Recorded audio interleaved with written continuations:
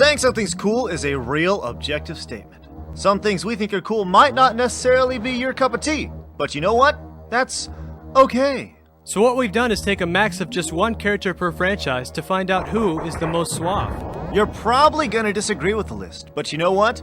That's why it's a good list. This is Stuttering Craig And Handsome Tom for ScrewAttack.com's Top 10 Coolest Game Characters, brought to you by Game Trailers. 10. Round 1. Fight! The Street Fighter franchise has a bunch of cool characters, but none quite like the blonde American buffness of Guile. Besides his crazy hair, this dude has an American flag tat, he's cocky, then he taunts his opponents, even chicks, to be man enough to beat him. And he can do this. Guile win! 9. While it might be the most abused franchise character of all time, this dude was rad back in the day. Well, pretty much everything after X3 sucked balls, Mega Man found a place in our list back on the good old NES. He's small, has a cannon for an arm, has a robotic dog, and most importantly, after he kicks your ass, he's gonna take your ability. 8. Ah, the King in Katamari. While some would argue there is no place for him on this list, we must disagree. Can you get much cooler than being king of the cosmos? No, Or being able to do this? I don't think so. And if you had any more doubts, 2 words, crotch plate. 7.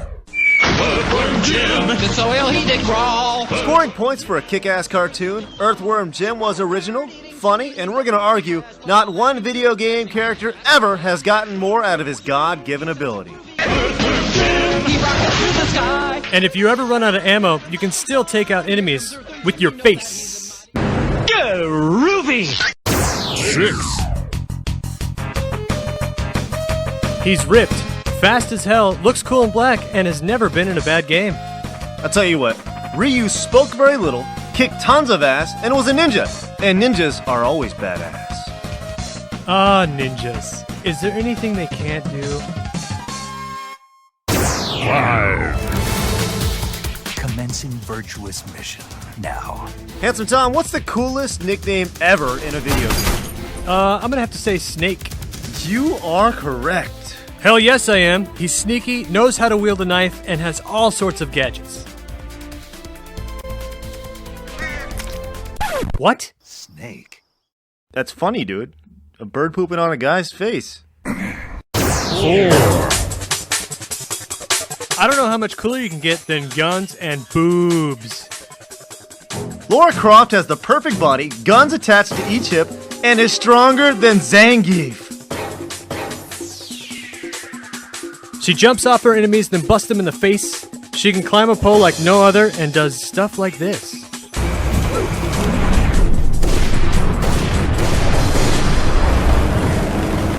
Number 3. Look, we could show you all sorts of gameplay, but Dante from Devil May Cry is so damn cool, all we have to do is show you this.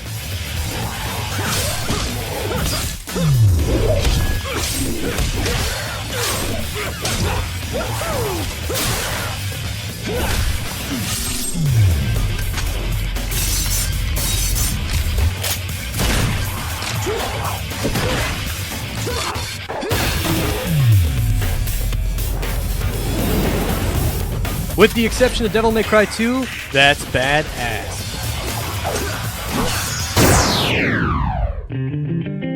And we've got controversy. In the minds of Final Fantasy nuts, there are really 2 characters that are the coolest, Sephiroth and Cloud.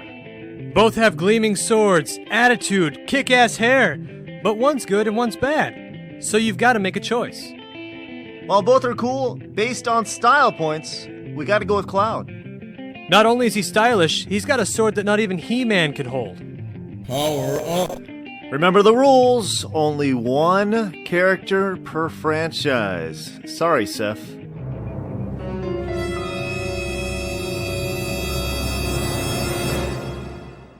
Number 1.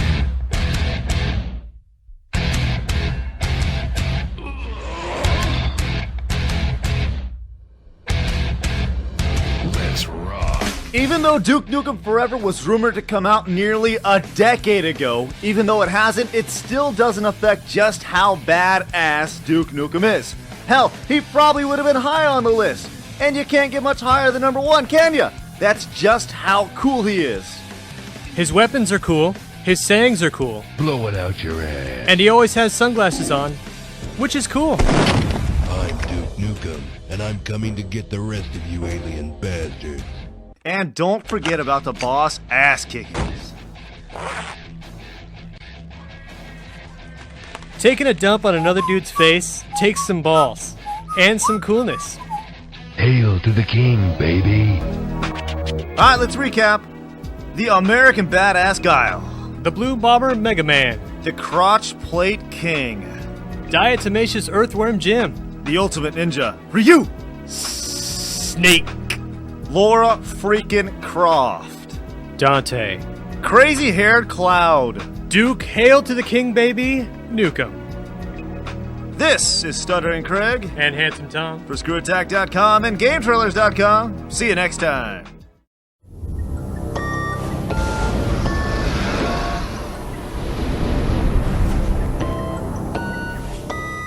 If there's one thing gamers love more than games, it's those tantalizing tatas. And publishers have noticed, combining the games and the gazongas. There's no escaping it, Hooters are everywhere, so we've taken a close look and completed the 10 best. It doesn't matter if the game sucked, it's all about the hoo-haws. So get out your tube socks and tissues, this could get messy. This is Stuttering Craig And Handsome Tom. for ScrewAttack's Top 10 Boobies in Video Games. 10. Back in ancient Greece, it seemed like everybody had their shirt off, even chicks. In God of War, Kratos had some bad visions, but no vision better than the 2 naked chicks in his bed. What's better than a set of bongos? 2 sets of bongos. It's awesome. Before he went out to kick some ass, he pushed the right buttons and got some ass. Don't go yet. Number 9. Blood Rain. If the lead character was a guy, this game would have sucked even more. Her boobs are the only quality feature about it. Big Mama. You can turn this blood-sucking vampire into a naughty little schoolgirl. And if that's not good enough for you, well, just open up your cheat menu, and you've got Juggy Mode. Nothing says power like going from B's to D's with the press of a button. 8. Don't freak out, you pervs. We're not talking about a little girl. We're talking about these. Stretch Panic is a crazy-ass game that has some of the most Herculean polygon pillows ever to grace a game. How do you stop them? By yanking the yabos with your magic scarf. Yeah, that's pretty weird, but it's always fun seeing your opponent float away because their giant Hindenburgs turned into a helicopter. 7. She can kill you 100 different ways. After all, Nina is the ultimate assassin. Now, how do we know this? Because it says so. And a video game wouldn't lie to us. That's right, but there's no lying about Nina's boobies. She's got a rack that'll knock your face off. Crotch shot. 6. What do you get when you add Triple H and a Playboy bunny? I don't know. A completely average game. Okay. Well, if you're looking for some love muffins, the Rumble Roses girls have them. And if you don't like them, change them. Craig, what boob percentage do you like? I like mine at 100%. Big boobies! 5. Proof that you can make an entire franchise based off a rack, Laura Croft captured young geeks' imaginations with her terrific twosome. Sure, her games are good, but it doesn't really hurt when you're staring at a perfect polygon pair that's inspired more boob jobs than Bob Barker's inspired neutered pets. Does it? Further proving my point that it doesn't get much better than guns and boobies. Number 4. DOA is a great fighting series. There's no ifs, ands, or buts about it. That's correct. No buts because everyone's looking at their honkers. DOA took titskis in gaming and brought them to a whole new level with the bouncy boob option. Something that hadn't been done up to that point. Yeah, that's ridiculous. If you think that's ridiculous, look at this.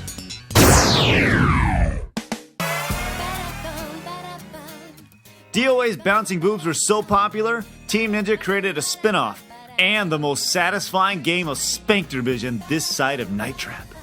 The characters don't speak English, and that's kinda hot. But let's be honest, people don't really play this game to listen to the girls. Or play volleyball. Hey, it plays well, but the main reason you picked it up was for the cutscenes of the Snuggle Pups and to file things away for those long, lonely nights. Oh dear God. I'm gonna go on record and say this is the only game in history that combines golf and motorboating lesbians. Peekaboo. I see two. Why do I want to take up golfing all of a sudden? No need to have adjustable A cups here. They're already double Ds when you hit the green. I guess the goal in Outlaw Golf was to make the jugs so giant that they take your attention away from the old men in Speedos in the background. Number 1. In what might be the worst game in history, it also had the best breast. Why? Because they took drunk-ass chicks and got them topless. 2, 3. What's wrong with you? Don't you want to see titties? Yes. And what was billed as the ultimate party game for dudes, it's actually a game for washed-up World of Warcraft players with no friends and an immense knowledge of useless trivia. The correct answer is an Oedipus complex. So give it up for the guy game, the only best list it'll ever top, and it has nothing to do with the game itself. Yeah, you've reached the sorted chubby level. All right, a quick recap. Jugs and God of War. Blood Rain's bazookas. Stretch Panic's Moo-Moos. Nina's knockers. Cha-Chas and Rumble Roses. Laura's Lady Lumps. Dead or Alive's Pointer Sisters. Extreme Beach Volleyball's Fun Bags. Outlaw Golf's Motherloads. And number 1, the Humdingers in the Guy Game. This is Stuttering Craig. And Handsome Tom. For ScrewAttack's Top 10 Boobies. See you next time.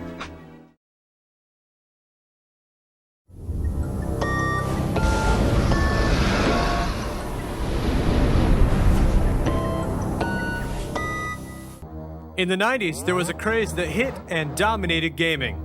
Beat 'em ups. Alright, let's clarify. Not fighting games or platformers, we're talking multiplayer, ass-kicking, button-mashing awesomeness. We want kicks, punches, arrows letting you know when to go, special moves, and most importantly, arcade-style gameplay. So now that we got that out of the way, hey, I'm Stuttering Craig. And I'm Handsome Tom. For ScrewAttack's Top 10 Beat 'em Ups. 10.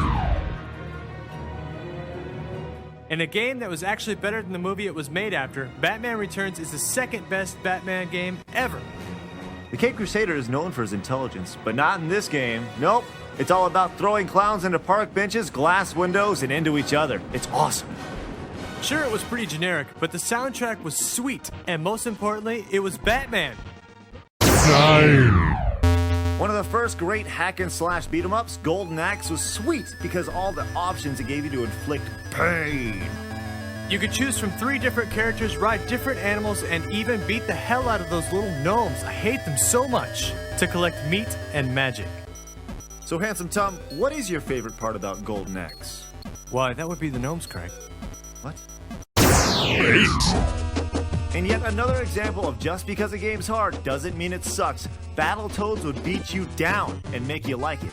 If you beat this game, even with the Game Genie, you're the freaking man. Widely thought as one of the most difficult games ever, the Toads didn't just defeat the bad guys, they beat them down. Giant fists, ramming headbutts, and punching people into the ground, followed up by a punt in the face. The graphics for its time were pretty outstanding, and the music, not bad either. If you can't stand this game, it's because you are a girly man and can't beat it. 7. The main reason Streets of Rage was produced was to counterbalance the dominance the Super Nintendo had in the beat-em-up department. It was crazy popular, and the series didn't even reach its peak until the second game. Streets of Rage 2 was bigger, had more characters, and was just plain better all the way around. The only thing we missed in the first game that wasn't in the second is your backup.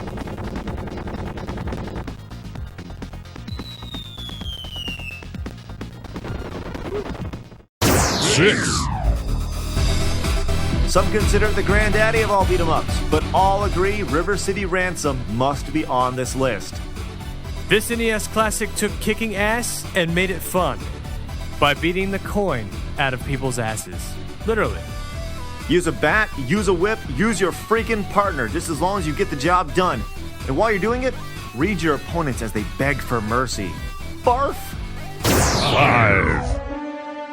Ah, the sleeper on the list. Now, a lot of people have never heard of Guardian Heroes because it was on the short-lived Sega Saturn, but it was good. Real good. A beat-em-up that actually had a deep storyline and different paths. Imagine that. The paths not only changed the levels, but could also change the final boss. If you thought 2 players playing at one time was cool, try 6. Yeah, 6 players at one time in Guardian Heroes. Yes. 4. A classic in every sense of the word, Final Fight took beat-em-ups and gave them a suplex by making the lead character an ass-kicking, muscle-bound, steroid-using mayor. Mike Hager here. Think about that. He's a mayor with 3% body fat that is literally killing off the same voters who got him elected to begin with. Most mayors are all talk. Hager is all action. When you get a totally ripped guy who looks like he could be in a Hanes commercial, a karate man who's a staple in Street Fighter games, you've got yourself one badass game. Number 3. What is there to say about Double Dragon that you don't already know? It played well, it has memorable music, and is just plain fun. The original of the series is the best and had some seriously memorable moments, like fighting 2 Abobos and the chick whipping your ass. And of course, this. If you don't know about Double Dragon, what are you gonna do next time your girlfriend gets punched in the stomach? Exactly. At the height of their popularity, The Simpsons released one of the best beat-em-ups in arcade history. It's just a shame we can't show you any gameplay footage of it, otherwise we'd get our asses sued. Granted, there was a PC port for the game, but it was so lame, if we did show it, we'd have to kill ourselves and take it off the list. Let's give you a recap before we get to number 1. Number 10, Batman Returns. Number 9, Golden Axe. Number 8, Battletoads. Number 7, Streets of Rage 2. Number 6, River City Ransom. Number 5, Guardian Heroes. Number 4, Final Fight. Number 3, Double Dragon. Number 2, please don't sue us, The Simpsons arcade game. It's number 1. Simple math. You know what it tells you? It tells you that Ninja Turtles and time travel is the best beat-em-up experience ever. It looked great, it sounded great, and most importantly, it played great. You had total control over your turtle. If someone was coming up from behind you, bam, kick to the chin. You want to throw a guy at the screen? You throw that guy at the screen. It's that much fun. Turtles in Time, best beat-em-up ever. It had all your favorite characters, all 4 turtles, the Rat King, Toka, Razor. As a matter of fact, the only thing it was missing was Vanilla Ice. Go ninja, go ninja, go. Go ninja, go ninja, go. Go ninja, go ninja, go. Go, go, go, go.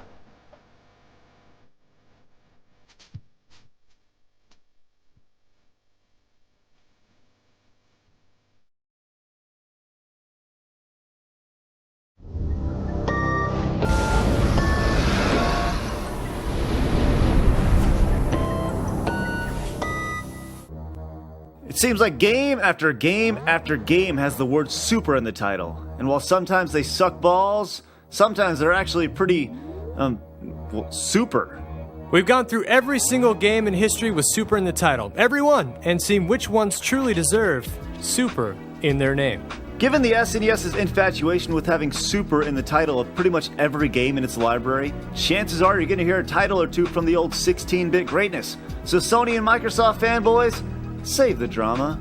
This is Stuttering Craig. And Handsome Tom. For ScrewAttack's Top 10 Super Games. 10. As far as ports from the arcade, Super Off-Road was one of the best on the NES. In the arcade, you could only have 3 players. But on the NES, you could have 4, and that wasn't done very often. You could also power up your car with all sorts of crap to help you dominate. Nitros, tires, engines, everything. And even though it had an absolutely craptastic sequel on the Super Nintendo, Off-Road got bonus points for the use of hot chicks to greet you at the finish line. Number 9. The SNES's answer to the old school zapper, the Super Scope 6 was an absolute monster. By monster, you mean grotesquely huge, right? Yeah, it's pretty damn large. Now, how are we going to justify this being in the top 10? That really chaps my ass. It was cool. I mean, just think of it kind of like Wii Sports, except you shoot everything, and there's no sports in it. 8. Oh yeah, real game. All you need to know about Super C can be answered on the back of the box.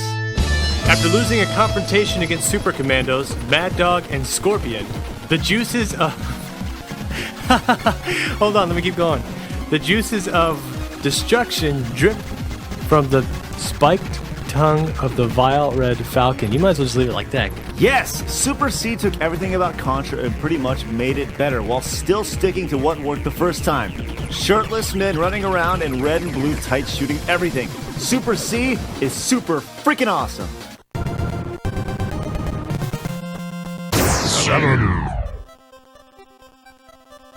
Considered by some as the best football game ever made, Tecmo Super Bowl was one of the first to use real names and attributes of real NFL players. With a cult following on college campuses still to this day, Tecmo Super Bowl was crazy offensive-minded and had badass cutscenes when you did something good. Hey, and don't forget about Bo Jackson. I didn't know he was a superhuman robot until after I played this game. 6. Spectacular. Super Castlevania was and is super in every sense of the word. You can make your whip go limp, move it all around, swing off of things, and even whip up. The music is some of the best of the era and still stands out in Vania fans as some of the best in the series.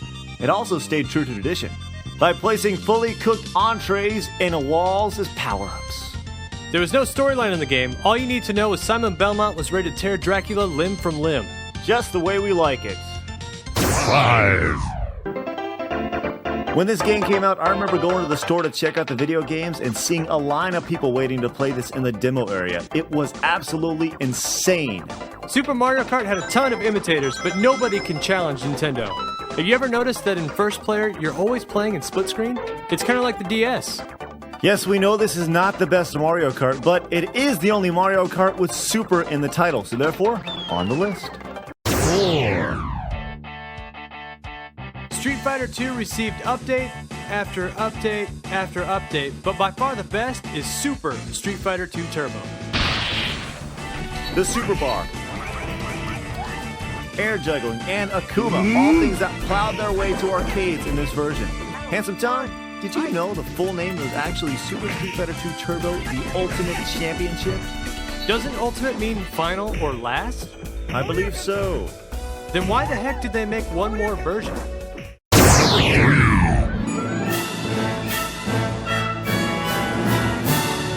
In what is pretty much equivalent to an all-star game for Nintendo, Melee is a game that both button mashers, you know what I'm talking about, and skilled players can play. The best-selling GameCube game in history had 29 huge levels, tons of characters, updated versions of classic tunes, and more items than you know what to do with. You know, I hate Pokemon, but when I see a Pokeball in Super Smash Bros., my eyes light up, and I sprint to that Pokeball, and I love every second of it. You're such a pansy. Hey, I love to beat some ass, and when Pokeballs do that for me, it's on. You love those balls, do you? 2. You're probably asking yourself why there hasn't been a Mario game on the list yet. Well, why would you put them all separate when you could put them all in one cartridge? Super Mario All-Stars did that. It took all the Mario games and gave them an equivalent to a video game boob job and made them better in every way. Also, for the first time, it exposed the US to the Lost Levels, which is the real Super Mario Bros. 2. The most recognizable franchise in gaming history all in one place? Yeah, it was the One of the only things that held this game back was that stupid intro music. Alright, a quick recap before we get to number 1. Number 10, Super Off-Road. Number 9, Super Scope 6. That's so dumb. Number 8, Super C. Number 7, Tecmo Super Bowl. Number 6, Super Castlevania 4. Super Mario Kart. Number 4, Super Street Fighter II Turbo. Number 3, Super Smash Bros. Melee. Number 2, Super Mario All-Stars plus Super Mario World. It's number 1. Genius, genius, genius. This game made me want to hump my Super Nintendo hard. The First Lady of Gaming provided everything a gamer would want in a game. Awesome graphics, Sweet gameplay, music, weapons, story, character, controls, replayability. It had the entire package, all in one game. If you can find a better game with Super in the title, no, that's impossible. There's no way. Super Metroid is the best Super game ever. End of story.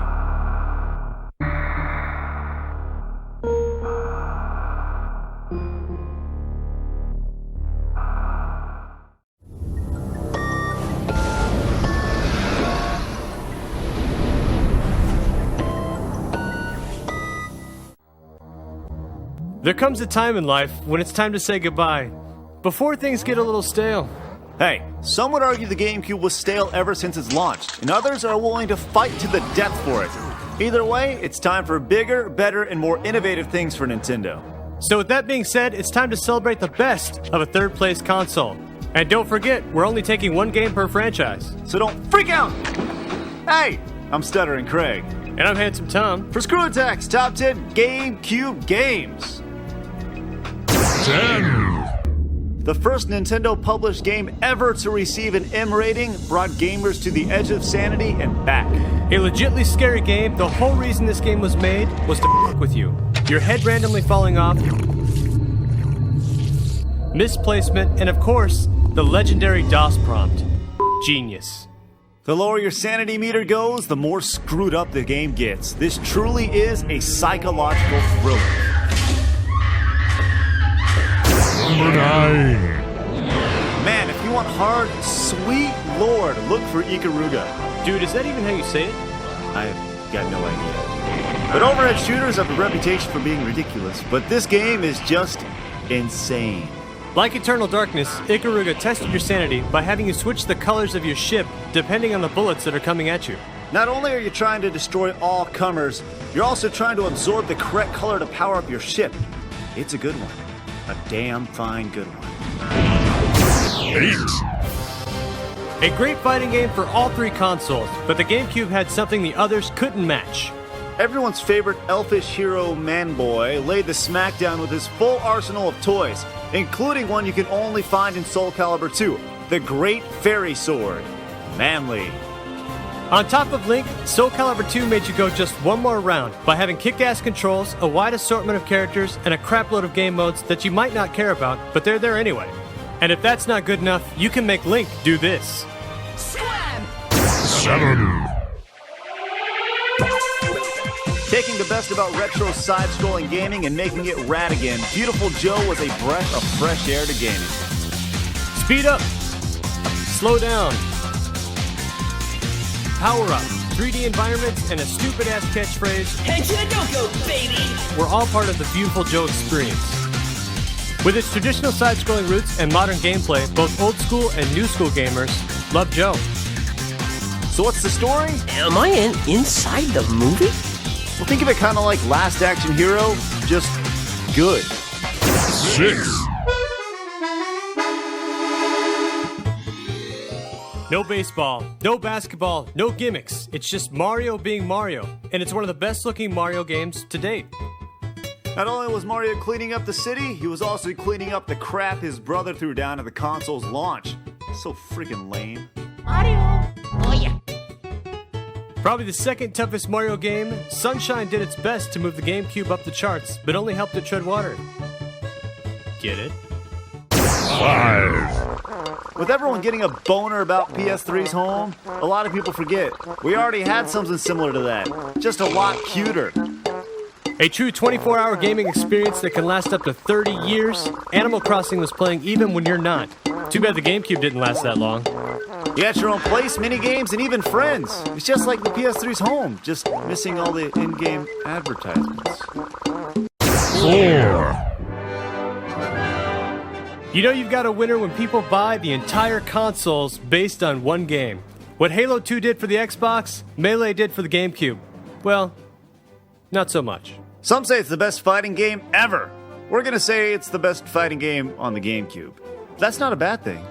This isn't a big shocker. If you haven't played Melee, you don't have a GameCube. 3. When we heard about this coming out, we thought it was going to suck. How wrong we were. How wrong we were. Flipping from 2D to 3D was either going to make or break the Metroid series, and lucky for us, it rocked our faces right off. Besides moving to the third dimension, Nintendo also moved developers, giving Retro the thumbs up for Prime. All your favorite things about the old school Metroid were now in glorious 3D, and it actually looked pretty damn outstanding. Who knew that going from 2D to 3D would be so great? Giving the fanboys what they wanted, what they needed, what they desired, Nintendo skipped all that cell shading crap and delivered the goods on Twilight Princess. Pretty much the same game on the Wii. Well, it is the same game on the Wii. It's the little things that make it cool. Yeah, like on the GameCube version where Link sits natural left-handed, but on the Wii he's a righty to accommodate most Americans who are right-handed. That's freaking awesome, I love it! Well, I don't think it's that freaking awesome, Craig, but I'll tell you what is cool. Horseback riding and huge bosses. And you can turn into a dog. Turns into a wolf, idiot. Alright, let's recap before we get to number 1. Number 10, Eternal Darkness. Number 9, Ikaruga. Number 8, Soul Calibur 2. Number 7, Beautiful Joe. Number 6, Mario Sunshine. Number 5, Animal Crossing. Number 4, Melee. Number 3, Metroid Prime. Number 2, Zelda Twilight Princess. It's number 1. Not only finally getting the damn controls right, Resident Evil 4 got everything right. Bosses, weapons, scariness, and of course, the old panty pee. Oh, you pervert. It took 4 games to get it down, but they finally did it. Who doesn't like blowing heads off zombies? And what other game do you know that has its own bloody chainsaw that you can play the game with? What are you buying? Yeah. We know we're going to take a lot of heat for this, and how can the number 1 game on the GameCube not have Mario, Link, or Samus in it? Because if we did, we'd be like everybody else. And we're not. We're better than that.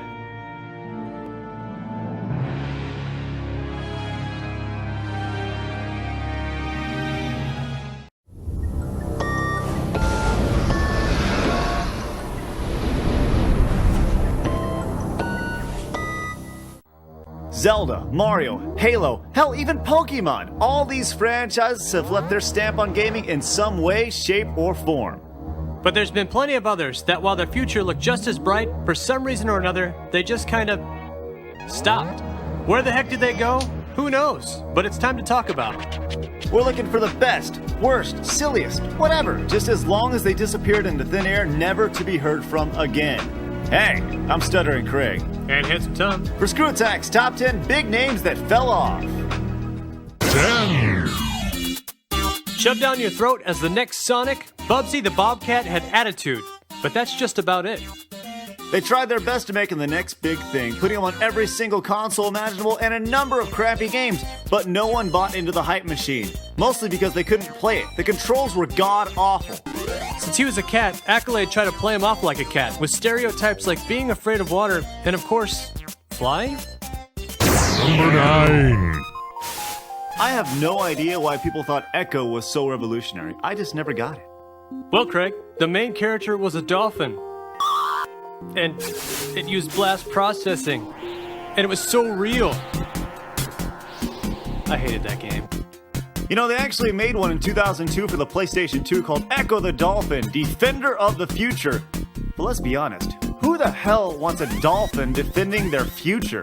Do you, Handsome Tom? No! Screw it, it's off the list. Number 8. This game was all about animation and graphics. We could make jokes up about him being made of balls, but that would be too easy. It was actually a pretty fun game and had a pretty good following. So much so they actually put another Vector Man in development before Sega scrapped it for another crappy 3D Sonic. Why didn't they just kill Echo instead? We're not too sure that they scrapped Vector Man for Sonic, but we do wish it was the other way around. 7. Master Higgins headed up one of the most popular franchises on the NES, and then after some sequels on the Game Boy, Super Nintendo, and TurboGrafx 16, poof! No more. The cover art is so busy and crazy, you'd think Adventure Island would be insane, but we actually learned a lot from Mr. Higgins. Like always wear your safety equipment on a skateboard. Fruit is always good for you, and dinosaurs are your friends. Even if Adventure Island doesn't fit on a PS3, a 360, or even a Wii, it would still be phenomenal on a handheld. 6. Keith Courage is to TurboGrafx 16 as Mario is to Nintendo.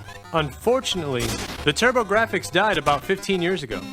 What do we mean? Well, it came with the console, was incredibly easy to play, had a real simple storyline, but in Keith Courage, well, you got to fight guys with guns for faces. It's a damn shame no sequel was ever made. I don't know, man. Putting on a Nova suit is cool, but I can only be sucked into a rainbow so many times. 5.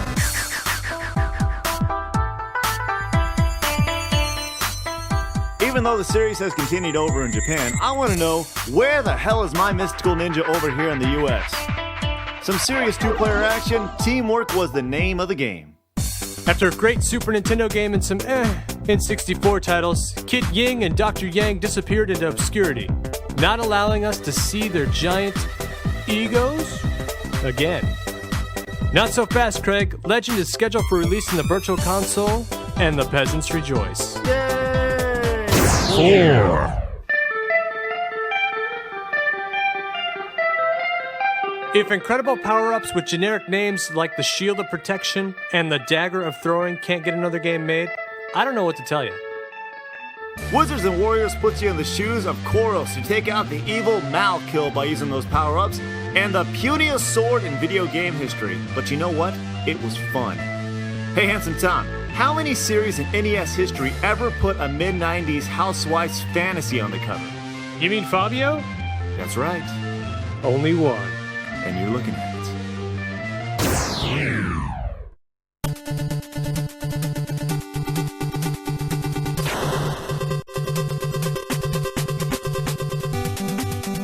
Often seen as one of the most original and best games on the NES, Blaster Master took all the good crap from all the other games and put them in one. Guided by your vehicle, Sophia, the subatomic omnidirectional probative hyper-responsive indomitable abdicator, or Norma 01. Wait, why the hell can't they just call it a tank? Who thinks of this stuff? Probably some loser guy who decided to make the game so damn hard. And so damn good. This game rocks. 2. With some of the most popular RPGs in history getting sequel after sequel after sequel, we gotta ask one question. Just why the Chrono Bus stopped so early? What the hell is a Chrono Bus? I don't know, I just made it up. Seen as revolutionary for its time, it had a deep storyline, multiple endings, and how good is an RPG if it doesn't have good music? Not very at all. Admittedly, I'm not the biggest RPG guy in the world, but Handsome Tom, you and I know a good game when we see one, and we want to see more of the Chrono series. Let the Chrono Bus roll. Alright, let's recap before we get to number 1. Number 10, Bubsy. Number 8, Vector Man. Number 7, Adventure Island. Number 6, Keith Courage. Number 5, Mystical Ninja. Number 4, Wizards and Warriors. Number 3, Blaster Master. Number 2, Chrono Trigger. It's number 1.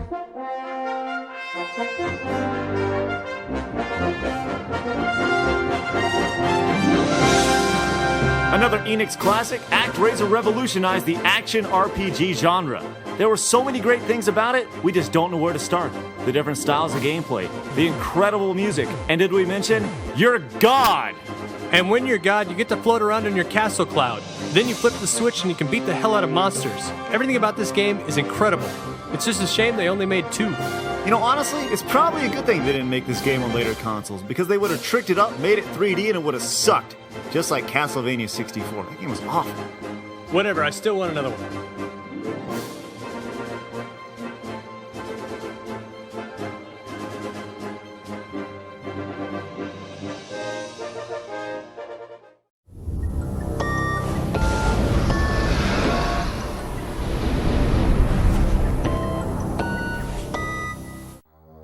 When it comes to gaming peripherals, it's really hit or miss. Craig, now what exactly is a gaming peripheral?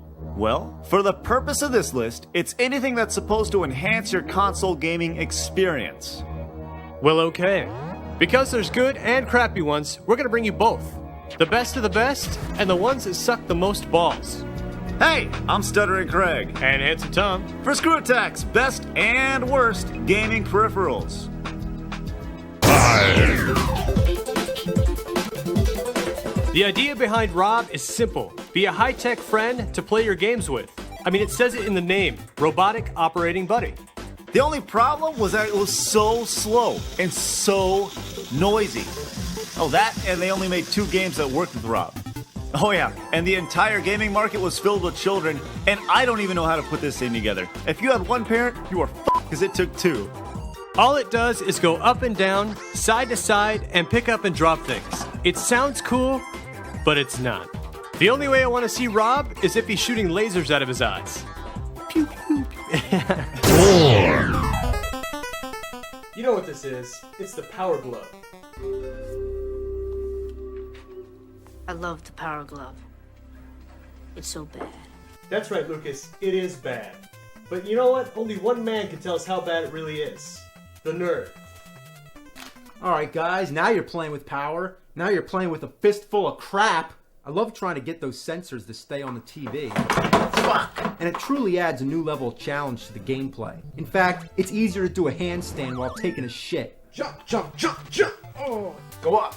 Go up! It's definitely easier to just use the controller. It sucks, monkey fuck!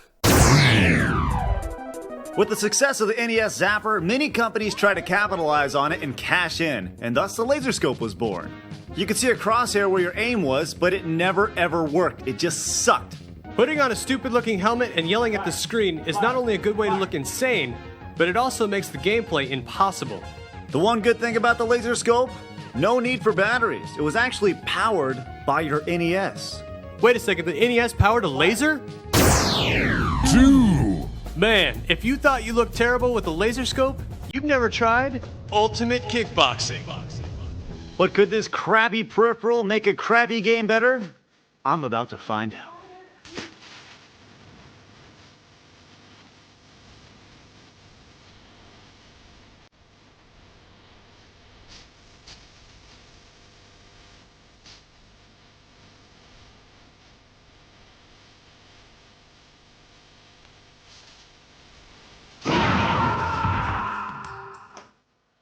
Nope. Still sucks. This would have been number 1, but how much did we actually pay for this, Handsome Tom? 1 penny. Number 1. Taking everything awful about the Power Glove and making it 10 times worse. If you ever played a game with the U-Force, you sucked. Not because you're bad, because you had no idea what the hell to do with it. It even warns you in the instruction booklet that you are going to be awful. You're supposed to be able to play the game with your hands without using a controller, but you end up using the flight stick thingy anyways, and it still doesn't work. The U-Force alone set gaming peripherals back 5 years. Some would argue that if the U-Force was never made, we would be playing games with our minds. I don't think so. Well, what do you think of the U-Force? It's terrible. So you've seen the worst, but what about the best? Are your favorites on the list? Let's find out. Number 5.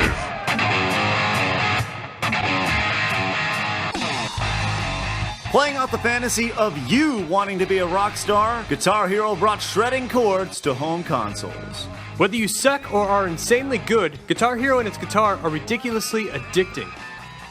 Even if you don't like it, it just kind of sucks you in. Damn it. Yeah, I know. So much so that people are willing to throw down $80 for the game and controller. $90 for the 360. That's just crazy. Number 4. Not the Mario doll hooked up to the battery table toaster can! No, that's enough. That's enough. All right. This is the Rumble Pack. Before the N64, gaming felt a little bland. It needed something to liven it up, and thus, the Rumble Pack was born. With the purchase of Star Fox 64, or for only $19.95 and 2 AAA batteries, gamers can not only play with power, but also feel the power trembling in their hands. How does that feel, Craig? Fantastic. Well, these days, it's a standard in gaming, but when N64 came out, it was genius. You gotta be a complete idiot to leave this out of your controller. Number 3. Oh man, when the Game Genie came out, I had to have one. The ability to go to any level, live forever, jump higher, and yes, get radical firepower. Sure, it looked funky sticking out of your Nintendo, and you needed to look up some sweet codes in the book, but it's all the cool stuff it did to your games that rocked. You can pretty much change the game to do whatever you want, and who the doesn't want to mess with Mario? Number 2. The spotlight! DDR is everywhere. It's changed gaming and even the gamers who play it. Fat kids now have an excuse to stay inside all day. They're trying to lose weight. The DDR pad has made stepping on arrows to the beat of a crazy techno tune so popular that schools have actually started adding it as part of their PE class. I'm not sure whether to laugh or cry. I'll tell you who's laughing. Konami. All the way to the bank. Number 1. Now you can argue that some of those should or shouldn't be in the top 5, but you know what, Handsome Tom? What, Craig? Number 1 should be on everybody's list at number 1. You know that's right. The trans vibrator for the PS2. The trans vibrator. Sweet. Guys, if you want to get your girlfriend into gaming, all you have to do is import this thing from Japan. Ladies, just pop in a copy of Res for your PS2 and pop this thing on your Panda, and bam, you are enjoying some trance vibrations in your pants. The faster the beat, the faster the vibration. This thing will never make your girl want to get off your PS2 again. Do we really need to justify the trans vibrator? I mean, come on. Anything that puts a smile on a girl's face that's video game related has to be number 1. Sexy.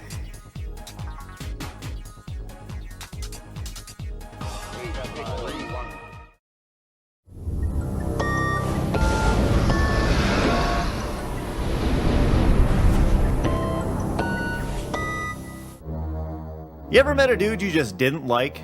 You don't really know why, you just don't. Maybe it's something they do, how they act, or you just find them annoying. But any way you slice it, you just don't really like them. They're just douchebags. So we've glanced through the video game world and found those that just whip us into submission, whether we know why or not. Hey, I'm Stuttering Craig. And I'm Handsome Tom. For ScrewAttack's Top 10 Douchebags. Number 10. Obey me, Wario. I am your master. Mario is your enemy. Ever since this guy came on the scene, he's bothered me. I don't know why. His snarl, his voice, his obvious cookie-cutter reversal of Mario to be a bad guy, it just doesn't sit right. A fringe character most of his career, Wario is best known for the WarioWare series and helping people look like total jackasses. Unless you're a girl. WarioWare, love that game! The yellow overalled anti-hero's antics are best used for games of drunk Nintendo. Awesome.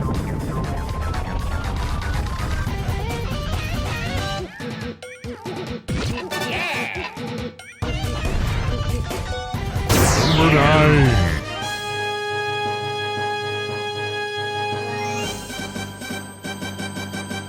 How can the Man of Steel make a list about douchebags?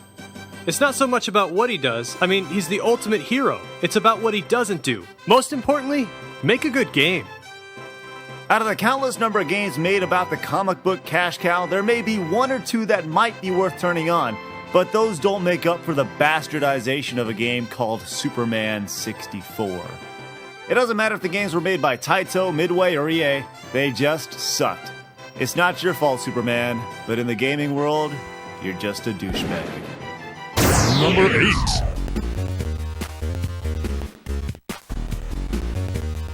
Remember, this is a video game list. We only care about how people act in and around video games. And Michael Jackson still makes a list of douchebags. While he starred in one game, MJ made you question everything about his manhood, even when people still thought he was normal. Pelvic thrust and synchronized dancing to the death are just the start. Oddly enough, almost 20 years after Moonwalker's release, it's all making sense. Number 7. This dude is just creepy. He's got a mustache bigger than his head, a 300 IQ, and killer boots, man. Dr. Robotnik or Dr. Eggman, whatever you want to call him, fits in the category of, I don't really know why, he just is. Maybe it's because his hobbies include kidnapping cute and cuddly baby animals. Aww. That alone gets him the title of douche. All mine! All mine! Number 6. It's party time! Viva Pinata is crazy popular, and creating your own utopia is actually pretty fun. Yeah, if you're 9. It's amazing that you find a douchebag in a game like this, but the ruffians are. Their whole purpose is to F up everything you've spent time doing. Oh, not the unicorn. And then he laughs at you. Man, I had And to the worst bury a part about fucking it, tree you just and have to plant take the seeds abuse. and watch them grow. Man, It was a gym tree. what and a that's the only way to get a douchebag. unicorn. And this bastard destroyed it. 5. Now here's a sleeper. Even though his games were $3.99 with the purchase of a combo meal, the Burger King gets tossed on the list because his ability to sneak around and scare the piss out of you. Not that bad. We sent our intern Jose out to see what people really thought about the Sneak King.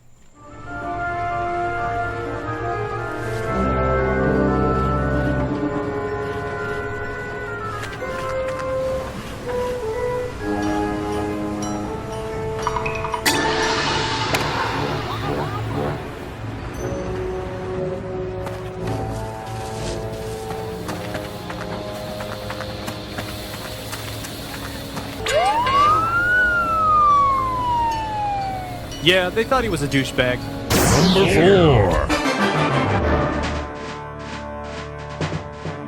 4. Always out for his own good, Bowser is in just off his pure perseverance. Through countless thwarted attempts of making the princess his own, he keeps coming back. He even mysteriously spawned offspring with one goal in mind: take Mario down.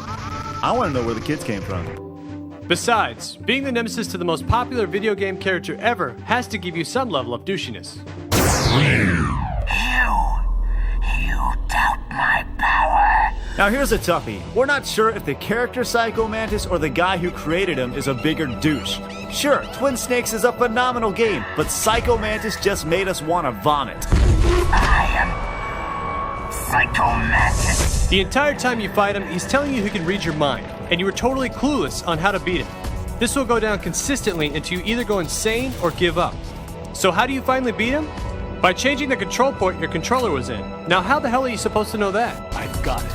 The controller's socket. He's also the only character on the list that scored points for legitly looking like a douchebag. Oh, gross. Number 2. What's really sad is people like this idiot. If you're watching this video and love games, chances are you've heard of this guy. Jack Thompson hates video games and feels they're the cause of everything that is wrong with society. Forget about the violence in movies, TV, or music. It's all about video games. The judges isn't the only one who gets to engage in debate about this in the public square. I do too. He's got some balls. We'll give him that. Sending notice to Bill Gates that Halo 3 is too violent? Yeah, good luck with that one. Jack, we think we speak for everyone in the video game industry when we say, don't you have anything better to do with your time than to be a self-promoting, attention-wanting, video game-hating old man? How about stop worrying about the video games and start looking at the parents? Douchebag. May not be douchebag. Alright, let's recap before we get to number 1. Number 10, Wario. Number 9, Superman. Number 8, Michael Jackson. Number 7, Dr. Robotnik/Eggman. Number 6, The Ruffians in Viva Pinata. Number 5, The Burger King. Number 4, Bowser. Number 3, Psycho Mantis. Number 2, Jack Thompson. It's number 1. His reign of terror has lasted only one official NES game, but his laugh has echoed through the ears of gamers for over 20 years. The Duck Hunt dog was originally supposed to be your trusty sidekick, but what kind of sidekick laughs at you every time you fail? Over and over and over again. Gamers have been so fed up by this douchebag that they've made games for the sole purpose of destroying him. If you've never played Duck Hunt, you just don't understand. You just don't understand.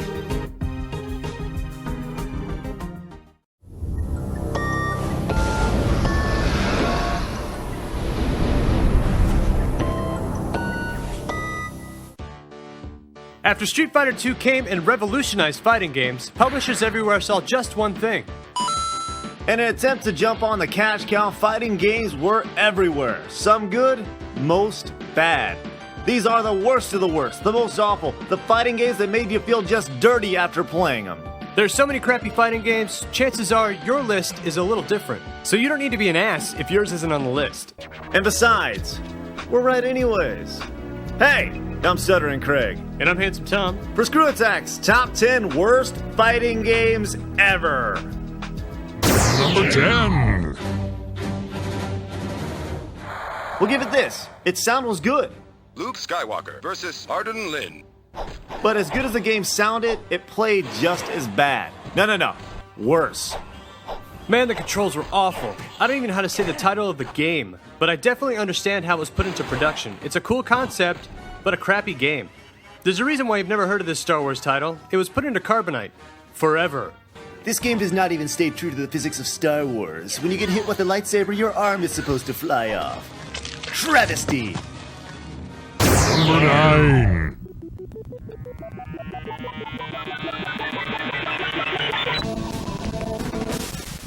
Another game that sounds cool but just isn't. They were going for Marvel superheroes but came out with a Superman mullet. Justice League Task Force is just a disaster. The big draw on this one? Well, besides being able to play with spare comic book characters like Green Arrow and Aquaman, you could actually fight against the same character you were already using? Wow! Like Batman. Trademark. Versus Batman. Trademarked. Yeah. Released in 95, Justice League Task Force was about 3 years behind the ball. Number 8. Ninja. Oh man, if you want a blatant ripoff, look no further. Kasumi Ninja for the Jaguar attempted to have everything Mortal Kombat had. Digitized graphics, blood, even the storylines were pretty much the same. But the one big difference about Kasumi Ninja? It all sucked balls. I mean, come on, gamers aren't stupid, they can spot a knockoff from a mile away. Besides, you put a game on a go-nowhere system like the Jaguar, and you see how many best-of lists it will make. Even if the game was good, the craptastic Jaguar controller didn't help the cause. The only positive thing about Kasumi Ninja? This dude. The red-headed Scottishman actually shoots fire out of his crotch. You're a wee man. If this game didn't have pelvic flames, it would have been a lot higher. 7. Primal Rage Arcade was actually not that bad. It was hard to play, but it still had some cool elements to it. But when you port the game to the SNES and Genesis, you've got some problems. Gone are all the things that made Primal Rage worth spending a quarter on at the arcades. No eating people, the controls were even worse, and would you believe they actually took out some of the special moves? I mean, come on. But we do like the exploding hearts. That's the only cool thing about this game. Number 6.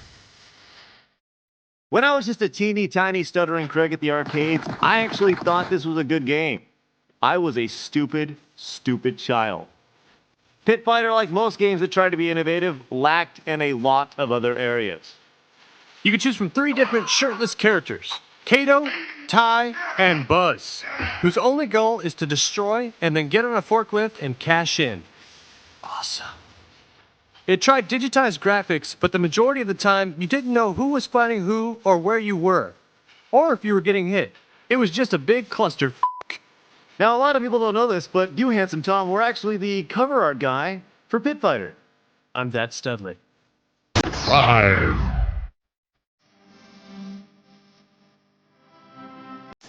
Like I said in the Tick Video Game Vault, I don't know if Fox Interactive has ever made a good Simpsons game. Simpsons Wrestling had so much potential, it had great voiceover and some comedy from the show, but all the potential in the world doesn't guarantee anything. I'm gonna take you to the cleaners and dry clean your brain. It pretty much came down to a 3-button masher. The mild success of this game was only due to the fact that it had the words The Simpsons slapped on it. Like all Simpsons games, with the exception of the arcade game, a major disappointment. Some may call this an unfair generalization. Number 4. As we mentioned earlier, Street Fighter II revolutionized fighting games. That can't be debated.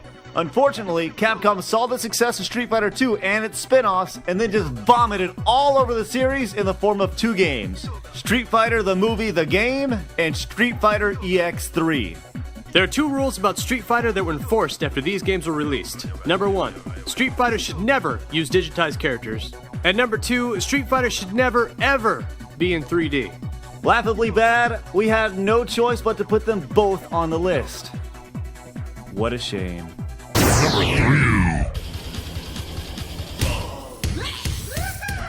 Man, not this again. 3D balls. When I did a video game vault on this game, I mentioned it made little kids cry. Upon further review, I was wrong. It makes grown men weep like babies. Trying to go to 3D was a noble attempt, but like most bad fighting games, the controls were just bad. The kicker though? The music. It's like a bad porno soundtrack. This game is the equivalent of giving your console a dirty Sanchez. Gross. Number 2. Ultraman was a huge hit over in Japan, so naturally, what are they gonna do? Bring it to America so little kids can beg their parents for it. But unlike another Japanese import, the Power Rangers, no one wanted to go near Ultraman. You know, I've ripped into Ultraman before, and I got people who laid into me telling me I didn't know what I was talking about. But hey, I call it like I see it. I said it then, and I'll say it now. Ultraman Ultra sucked. Everything about Ultraman licked my ass. The graphics, the controls, the gameplay. It all sucked. This game was a waste of your US dollar. Alright, let's do the recap before we get to number 1. Number 10, that Star Wars game nobody can pronounce. Number 9, Justice League Task Force. Number 8, Kasumi Ninja. Number 7, Primal Rage. Number 6, Pit Fighter. Number 5, Simpsons Wrestling. Number 4, it's a tie. Street Fighter the movie, the game, and Street Fighter EX3. Number 3, 3D Balls. Number 2, Ultra Suck. Man. It's number 1. As Shaq's career comes to an end, he can look back on all the mistakes he's made. And number 1 would be his first and final attempt at a fighting game, Shaq Fu. And number 2 would be his rap career. Usually the star of a game is supposed to be the most kick-ass guy ever, or at least be able to win a round or two. But Shaq is a huge pussy. Alright, now get this. If you bought Shaq Fu for the Genesis, you were also given a single from Shaq's oh-so-successful rap career. It was like making out with an ugly chick and then getting mouth herpes. What? Everything about this game reeks of poo. Smelly, smelly poo. There's even a website dedicated to taking your copy of Shaq Fu and destroying it. Forever.